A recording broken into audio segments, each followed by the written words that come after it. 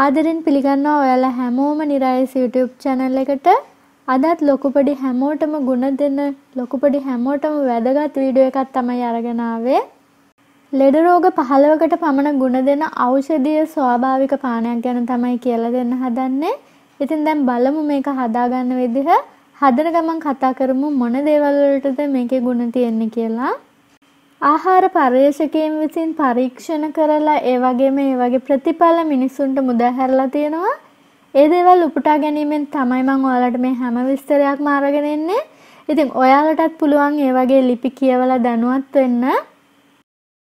කොණ්ඩය දික් කරගන්න ආසාවෙන් ඉන්න කෙනෙකුටත් මේ පානය ගොඩක් වටිනවා. ඒ වගේම කොණ්ඩය යනවට, ඒ කියන්නේ කොණ්ඩය හැලෙනකොටත් මේ පානය ගොඩාක් වැදගත් වෙනවා. ඉතින් ඔයාලට හදලා බොන්න පුළුවන් නම් ගොඩාක් ඖෂධීය වාසි තියෙනවා මේ පානයෙන්.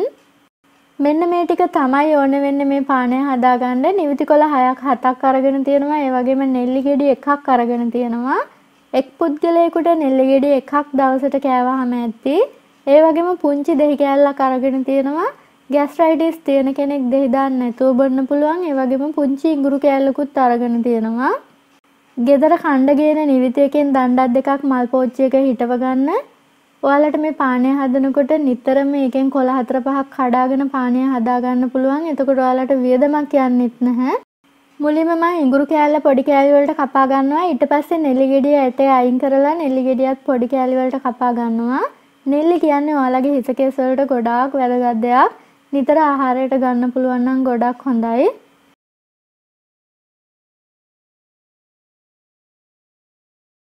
නිවිති කොළ ටිකත් මම පොඩි කෑලි වලට කපා ගන්නවා.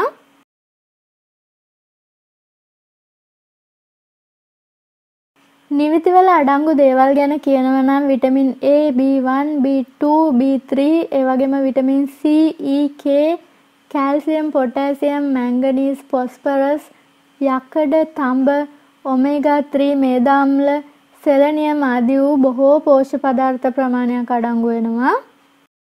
නිවිති උයලා කනවට වඩා මේ විදිහට අමු වෙන ආහාරයට ගන්නකොට ඉක්මනටම අපිට ඒකේ තියෙන විටමින් වර්ග අපේ ශරීරයට ලබා ගන්න පුළුවන්. නිවිති කියන්නේ අස්ථි ශක්තිමත් කරන එළවලුවක්.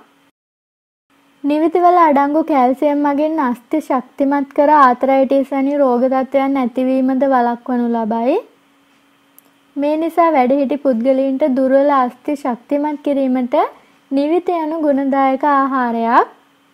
අධිරුධිර පීඩනය පාලනය කරගන්න පුළුවන්. නිවිති ආහාරයට ගැනීම මගින් බොහෝ දෙනෙකු පීඩා විඳින අධිරුධිර පීඩන තත්ත්ව පාලනය කරගන්න පුළුවන්.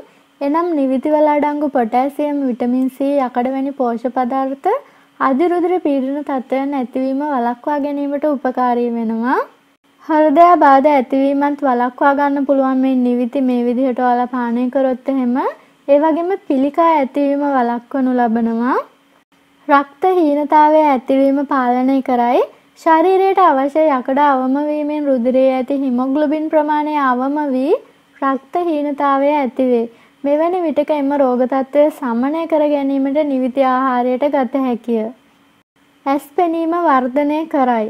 වයසට යාමත් සමග ඇතිවන ඇස් පෙනීම් දුර්වලතා මගහරවා ගනිමින් ඇස් පෙනීම වැඩි දියුණු කර ගැනීමට මෙන්ම ඇසේ සුද ඇතිවීම වැළැක්වීමට ආහාරයට ගත හැකි ගුණදායක ආහාරයක් විදිහට නිවිති හඳුන්වන්න පුළුවන්. මොළයේ ක්‍රියාකාරීත්වය වැඩි දියුණු කරගන්නත් නිවිති ආහාරයට ගන්න පුළුවන්. නිවිති ආහාරයට ගැනීම මගින් නිවිති වල අඩංගු පෝෂක පදාර්ථ එනම් විටමින් K වැනි පෝෂක පදාර්ථ මොළයේ ස්නායු දුබලතා අවම කර මොළයේ ක්‍රියාකාරීත්වය වර්ධනය කිරීම සිදු කරයි. මේ නිසා ස්නායු රෝග වළක්වා ගැනීමට මෙන්ම මොළයේ ක්‍රියාකාරීත්වය වර්ධනය කර ගැනීමටද නිවිති ආහාරයට ගැනීම ගොඩාක් ගුණදායක වෙනවා. සමපැහැපත් කරගන්නත් ඔයාලට නිවිති නිතර ආහාරයට ගන්න පුළුවන්. ගැබිණි මව්වරුන්ට ගොඩාක් ගුණදායකයි. නිවිති ආහාරයට ගැනීම ගැබිණි මව්වරුන්ට ගොඩාක් ගුණදායක වෙන්නේ නිවිති වල අඩංගු ෆෝලික් අම්ලය, විටමින්, ප්‍රෝටීන්, ඛනිජ ලවණ මවට මෙන්ම දරුවාටද නිසි පෝෂණයක් ලබා දෙන හින්දා. ඔන්න නිරෝගී දරු සම්පතක් බලාගෙන ඉන්න අම්මලාටත් ඒක සුබ ආරංචියක්. ඒ වගේම මල බද්ධය සමනය කරයි. ඒ වගේම ශරීරයේ බර පාලනය කිරීමට මොළයේ සෛල වර්ධනය කර ගැනීමටත් නිවිති ආහාරයට ගැනීම ඉතාම වටිනවා. ඒ වගේම ગેස්ට්‍රයිටිස් වලටත් වියලි කැස්සටත් මේ නිවිති පානය ගොඩක් හොඳයි කියලා සඳහන් වෙනවා. කපාගත්තු ඔක්කොම දේවල් ටික මම බ්ලෙන්ඩර් ජායකට දාගන්නවා. නිවිති, නෙල්ලි සහ ඉඟුරු. ඊට පස්සේ මම මේකට වතුර දාගන්නවා. වතුර මිලිලීටර් 400ක් විතර තමයි දාගන්නේ. ඊළඟට මේක හොඳට බ්ලෙන්ඩ් කරන්න ඕනේ.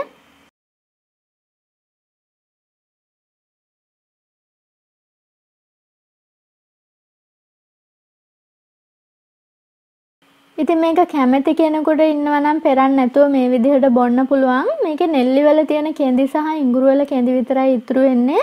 ඒකත් හොඳටම බ්ලෙන්ඩ් කරගත්තොත් ඔයාලට පහසුවෙන් බොන්න පුළුවන්. ගම්මිරිස් කුඩු පොඩ්ඩක් ලුණු කුඩු පොඩ්ඩක් එකතු කරගෙන මේක ඔයාලට බොන්න පුළුවන්. එහෙම නැත්නම් අර ගත්තු දෙහි කෑල්ලෙන් දෙහි බිංදු 2-3ක් මිරිකලා ඒක කලවම් කරලා බොන්න පුළුවන්. කැමති කෙනෙකුට මෙන්න මේ විදිහට පෙරණයකින් පෙරලත් බොන්න පුළුවන්. මේ බලන්න නෙල්ලි ගෙඩියේ තියෙන කෙඳි ටික විතරයි ඉතුරු වෙලා තියෙන්නේ. ඉතින් ඊට පස්සේ මම මේක තව පොඩි වීදුරුවකට දාගන්නවා.